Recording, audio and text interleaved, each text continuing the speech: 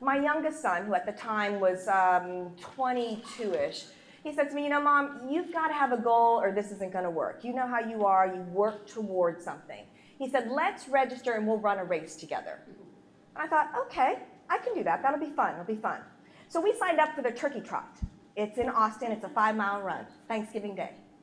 So I trained and trained and trained. I thought I can do this. Show up at the turkey trot Thanksgiving morning. There are thousands of people there.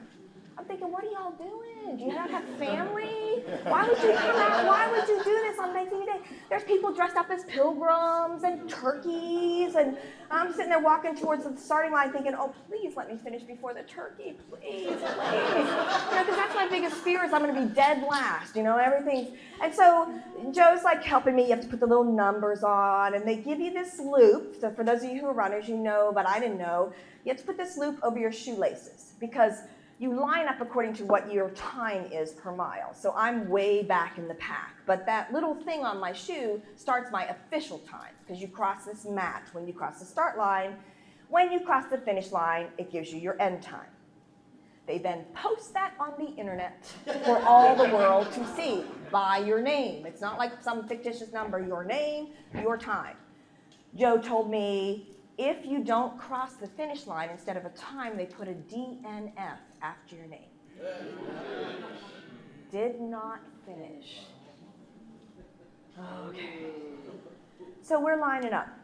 My baby Joe, who had said to me, let's run a race together, as we're lining up says, so did you want me to run with you? And I said, no, go ahead. Because I run to music. I said, you go, because his time is much faster. I said, we picked a place. I said, we'll meet up there afterwards. Just wait for me there. I'll get there eventually. So we start off. You know Texas is totally flat. You've experienced that? Except for Austin. And whoever planned this course, first mile, straight uphill. I'm going up this hill thinking, who planned this? It's 112% humidity. We're starting up that hill. I made up the hill. I'm thinking, okay. But the whole course is hills. And I thought, I'm not going to get excited going down this hill because I know what's on the other side of that. Just another hill going up. So I'm just running along, and it is the hardest thing I've ever done, including childbirth. The hardest thing.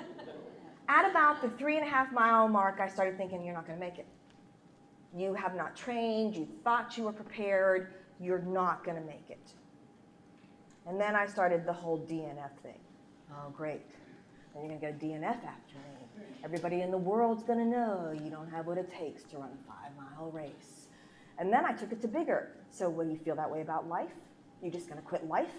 What, can you just get a DNF in life, Monica? When things get too hard, you'll just quit? I mean, just beating myself up left and right.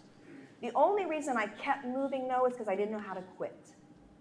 I didn't ask anybody ahead of time, so do you, move to the side and a rescue van comes by? I mean, what happens? Because we're all the way over here and the finish line is all the way out. I had no idea, so I just kept moving with the pack for lack of anything else to do. I'm now past the 4-mile mark. I am huffing and puffing. Up next to me comes this little cutie.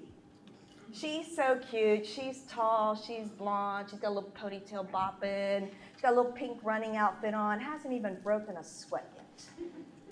She's so cute. She's the kind of cute you love to hate. It's just like, okay. She's bopping along. She's got a little white iPod on, bopping along next to me. I'm over here. And I'm thinking to myself, move along, chickadee, because I'm not doing good here. This little girl, I'd say she was all of 23, she looked at me and she said, let's do this together. And she stayed with me the entire rest of the race. And as we're going, she'd look over occasionally and she'd go, you okay? I couldn't talk. And we crossed the finish line. She waved at me and went on her way. I don't know her name. I don't know who she is. But I know at 23, I would have never looked at someone and said, let's do this together. I would have said, old lady, you look like you're about to have a heart attack. Let me off, go run. But that little girl, what she brought with her that day was her sizzle. Because I didn't have it. And if she hadn't brought it with her, I don't know that I would have finished the race. Does that matter if I wouldn't have finished a race? It's a 5-mile turkey trot. Does it matter? Why does it matter? Why does it matter, Mary? It is an accomplishment, right? It is an accomplishment. Yeah. 10 times more. The fact is that now I have run 3 races, and I am a runner. Thank you very much. I'm on the treadmill.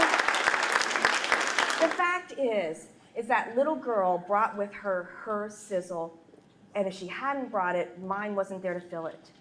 It's so important that you take your sizzle into every situation you go into, because you never know who you're going to run into that needs exactly what you have. And if you forgot to pack it that day, it could mean a life-altering change for them. It's that important that you take that sizzle with you. Okay, I got to pull myself together. Hold on, because I want to have a teaching point here. Okay, ready? We good? Whew. Thank you. Thanks. All right, so what do you feel about that emotion? And I'm open to anything you have to say on it. You think it's okay to bring emotion in? Yes. Uncomfortable? Yes. My thing with the emotion is authenticity. That story, it means so much to me that I never tell it without crying, because she changed my life. I don't know who she is. I was thinking, boy, Joe, you wish you would have stayed with me right now, because she was cute. You're up there somewhere, and this little chickadee's right here next to me, nanner. But other than that, the thing is that it's authenticity. You know, sometimes people, especially if when you've reached a level of something that they're really struggling, because people think that oftentimes if that happened to you, that you're going through something and you forget that other people have struggles too, and so you can't relate to people. But when you can be authentic, then people can connect with you in a way that, and what's so cool with that is, like, I did a women's event at Procter & Gamble, 200 women. About a month later, they sent me an email of all of them outside together. They went out to the football field, and they sent me a picture of them doing their little sizzle hand movement together. I cried when I got it. I thought, this happened a month ago, and they are still talking about it enough to pull everybody together to take a picture. That, it helps to reinforce the long hours, the does anybody like me, how am I gonna, that kind of connection. And when you're willing to open yourself up like that, it will not only help your audience, but it'll help you.